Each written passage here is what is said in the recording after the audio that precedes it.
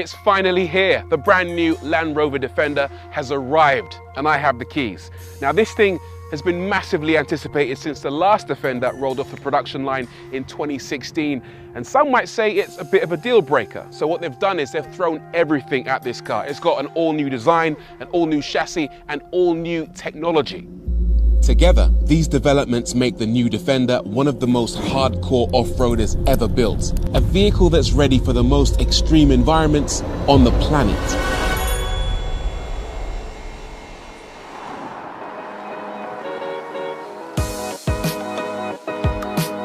What? This is extreme? Come on, have you tried to buy toilet paper recently? It's carnage in these streets.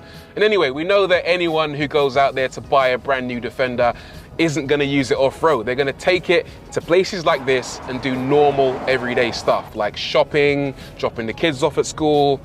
Oh yeah, there's no school anymore. Or going to raid shops for hand sanitizer. Normal, everyday 21st century stuff. And you know what? As an everyday car, this is actually really pleasant. The seats are nice and comfortable. These ones adjust manually, no electric nonsense here. Same goes for the steering wheel, plus they're nice and supportive, and you get the lovely command view driving position that you get in every Land Rover product. So you sit nice and high, and that means you can see everything going on around you. This particular model, the £51,000 Defender 110 D240S, uses a 2-litre 4-cylinder diesel engine that makes 240 horsepower and 430 newton meters of torque. It'll do 0 to 62 in 9.1 seconds. It's also quiet for a diesel. The automatic 8-speed transmission is smooth, the ride is comfortable, the steering is light, and, crucially, you don't need to be a farmer to know how to operate it. If I was going to moan about one thing, I'd say that the view is quite restricted out the back and you can't quite see your blind spots. And when you use the rear view mirror, all you get is an eyeful of spare wheel. But they have thrown technology at the problem. There's actually a 360-degree camera that lets you see all around the vehicle that makes it so easy to park.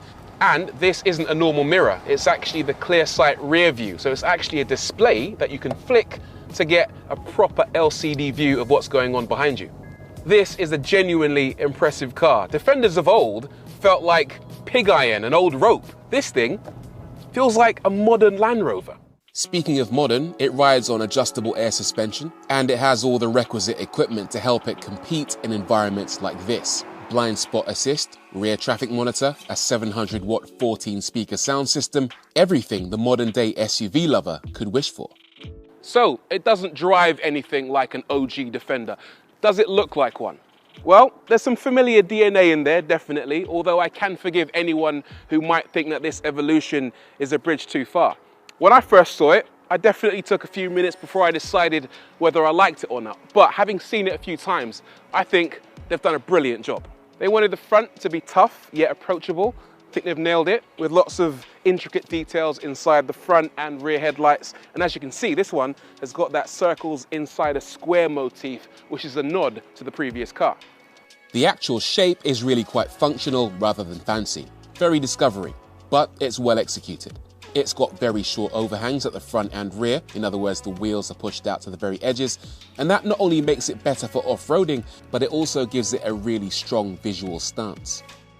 Speaking of tough, the standard Defender comes with 18-inch steel wheels, although the S model, that's this, comes with 19-inch alloys, although this one has 20-inch as an option.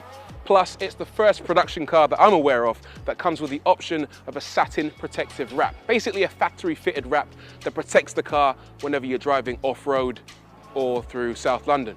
Now, the roof can carry up to 168 kilograms while you're in motion, or up to 300 kilos while you're static. And actually, they sell an option of a tent that lives on top of the car, basically turning it into the ultimate self-isolation vehicle. The boot, which lives behind a heavy side hinge door, is big, providing 1,075 litres of space, slightly less than the 1,124 you get in a Discovery. But it's a useful space. It can be washed clean, has a hidden compartment for safekeeping objects, and a 3-pin power outlet. The new 110 comes with the option of 7 seats, though this wasn't fitted to our test car, but the second row has plenty of leg and headroom for passengers, and there are connection points galore, including 4 USB ports in the back alone. The highlight is probably the front. They've given it what they call a constructivist design. And I know that sounds a little bit flowery, but essentially what it means is that the design is integral to the construction of the car. For example, this isn't just a dashboard, it's a die-cast magnesium alloy beam that runs the full width of the car. And it looks great, plus you can use it as a grab handle to help you get in or to hold on to whenever you're off-roading and being bashed about. Plus, you can actually carry stuff in it. So there's actually a compartment in here to carry your bits and bobs, plus a USB port to join the million other USB ports scattered around the car. Another highlight is what you get here between the two front seats. In this version, you've got a center console with a couple of cup holders, some storage bins, a USB-C, normal USB, plus a central cubby for storing your bits and bobs. But you can get the option of a jump seat, a third seat between the two front seats that you can use to carry the occasional passenger. Or you can have nothing at all and just have some space between the front seats where you can carry additional luggage. Even the infotainment system has had an overhaul. It's not particularly easy to use, but it is reasonably responsive and can be heavily customized to show you the exact information you prefer. It's all very civilized, very nice. Given this car's heritage, it's possibly too nice. The Defender, once the quintessential off-roader, has now become, to all intents and purposes, a road car. It's comfortable, it's well equipped, it's a big softie. But if you were thinking Land Rover might have made the new Defender a bit too soft, you'd be wrong. This thing's no softie. It's hard as nails, trust me. The underlying numbers behind this thing's capabilities are just off the scale. This car's got an all-new platform, so whereas the Range Rover Sport and Discovery all use the D7U platform, this thing uses the D7X, and the X stands for Extreme. The aluminium monocoque in the new Defender is 95% new and delivers the stiffest body structure Land Rover has ever produced, around 3 times stiffer than traditional body-on-frame designs. It means the Defender skips over rough terrain like a gazelle, and when you tell it you're ready to go off-road, it raises its air suspension to prepare for any eventuality. Okay, things are starting to get a bit more serious now. In standard on-road mode, the car has 21 centimeters of ground clearance, but off-road, it actually increases to 28.3.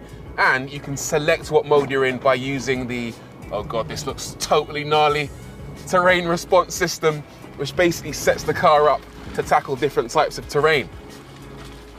Right now, I'm in the mud and ruts program because, yep, you guessed it, I'm surrounded by mud and ruts. And I gotta tell you, even though this looks incredibly challenging, the Defender is taking it all in stride. On top of that, for the first time in any Land Rover, you've got configurable terrain response, which means that you can actually go into the settings and tell the car exactly how you want it to be set up.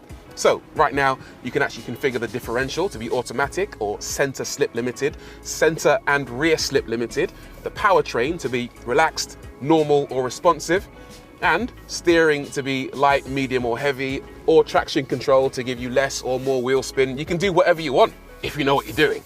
Another useful feature is all-terrain progress control, which works a little bit like cruise control but for off-road. It basically means that if you're a novice, you don't have to concentrate on the throttle. You let the car make the progress for you and concentrate on your steering. Then of course you've got hill descent control, which controls your speed as you descend, and hill launch assist, which ensures that you don't roll back along a steep hill. What I find really useful is the clear sight ground view.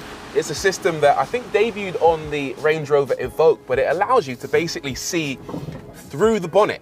So it's got cameras mounted on the front, which can scan the road ahead, and then you get a visual of that played back to you on the screen on the center console, so you can effectively see through the car and get plenty of confidence about what it is you're traversing. The air suspension, which sounds like such a luxury feature, is actually a bit of a godsend out here because it gives the car lots of flexibility in terms of its ride height. One thing the air suspension allows is for better ground clearance and also better approach and departure angles. In this thing, you've got 38 degrees of approach angle and 40 degrees of departure angle, the best in any Land Rover car. Here we go, a bit of water.